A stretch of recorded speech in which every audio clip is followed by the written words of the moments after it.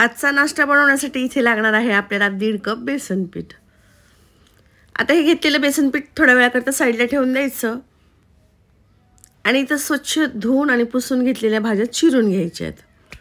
तर हा नाश्ता की नाही अगदी फटाफट तयार होतो। सकाळी तुम्हाला उठायला उशीर झाला तरीही अवघ्या 10 मिनिटांमध्ये हा नाश्ता बनवून रेडी होतो। खायला खूप मस्त लागतो, त्यामुळे लहान मुलांना खायला देखील हा नाश्ता खूप आवडेल। त्यांना तुम्ही टिफिनमध्ये बनवून देऊ शकता। सकाळी उठायला उशीर झाला तर काहीच हरकत नाही, अवघ्या 10 मिनिटांमध्ये म्हणजे मुलांची तयारी होईपर्यंत नाश्ता रेडी होऊन जातो।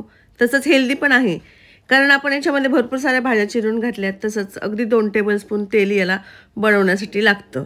त्याच्यामुळे काय हा नाश्ता हेल्दी सोबत खायला पण खूप मस्त टेस्टी लागतो आणि बनवायलाही उशीर लागत नाही। तर या सगळ्या गोष्टींनी परिपूर्ण असा नाश्ता आहे, नक्की ट्राय करून बघा। ज्या काही भाज्या आपल्याला आवडतात त्या भाज्या आपण घ्यायच्या आणि त्यांना मस्त स्वच्छ धुवून छान असं बारीक कट करून घ्यायचं। तर इथे मी कांदा चिरलाय, टोमॅटो, तसंच शिमला मिरची, कोथिंबीर आणि हिरवी मिरची, तिखट आपल्या आवडीनुसार करायचं आपण। चिरून घेतलेल्या सगळ्या भाज्या बेसन पिठामध्ये ॲड करून घ्यायच्या। नंतर याच्यामध्ये चवीनुसार मीठ ॲड करायचे, तसंच हळद, चिली फ्लेक्स देखील मी टाकलेले आहेत। तर इथं 1/2 टेबलस्पून चिली फ्लेक्स टाकले। नंतर थोडं थोडं पाणी टाकायचं आहे आणि बॅटर तयार करायचं आहे। एकदाच पाणी आपल्याला याच्यामध्ये ॲड करायचं नाही, नाहीतर बॅटर एकदम पातळ होईल आणि नाश्ता व्यवस्थित आपल्याला तयार करता येणार नाही।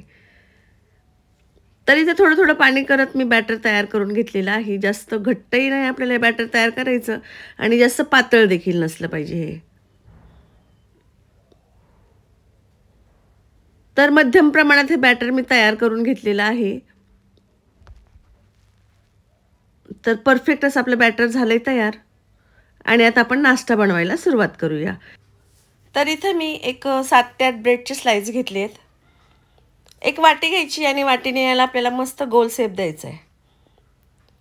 बाजूच्या ज्या किनारी आहेत ना त्या आपल्याला टाकून नाही द्यायच्या, त्याचं ब्रेड क्रम्स करून घ्यायचं, म्हणजे कुठल्याही रेसिपीमध्ये आपल्याला हे यूज करता येतं।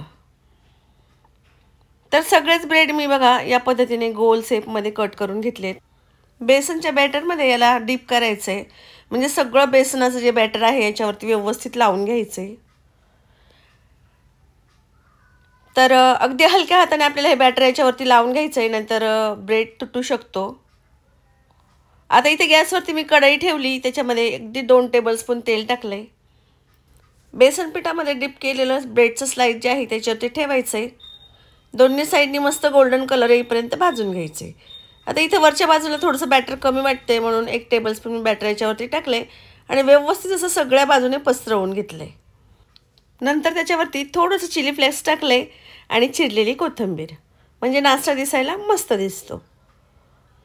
दोन्ही बाजूने आपल्याला गोल्डन कलरचं होईपर्यंत त्याला भाजून घ्यायचं आहे। तर खालच्या बाजूने मस्त गोल्डन कलर आलाय, छान कुरकुरीत झालंय। बाजू पलटवून घेतली आणि आता पलटवलेली बाजू देखील याच पद्धतीने आपल्याला भाजून घ्यायची।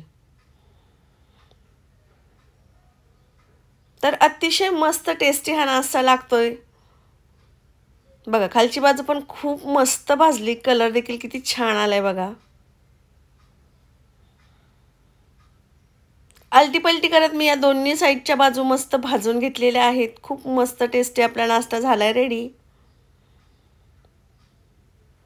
तर बाकीचा उरलेला नाश्ता देखील आपल्याला याच पद्धतीने भाजून घ्यायचा आहे।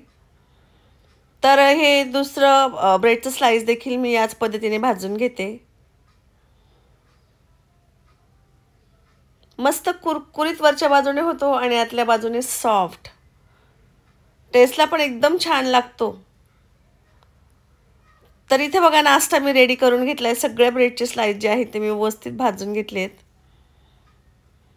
अगदी 10 मिनिटात हा नाश्ता तयार होतो, जराही वेळ लागत नाही बनवायला आणि खायला खूप मस्त लागतो। आपण याला कट पण करून बघूया। व्यवस्थित असं कट करून घेतल्याच्या नंतर टिफिनला सुद्धा आपल्याला देता येतं याला, किंवा एक एक पीस करून आपल्याला टोमॅटो सॉसमध्ये डिप करून खाता देखील येतं। तर या पद्धतीने कट करून घ्यायचं आणि टोमॅटो सॉस बरोबर खायचं, खूप छान लागतं। चटणीची देखील याला काही गरज लागत नाही। रेसिपी आवडली असेल तर नक्कीच एक लाईक, तसंच शेअर आणि सबस्क्राईब करायला विसरू नका।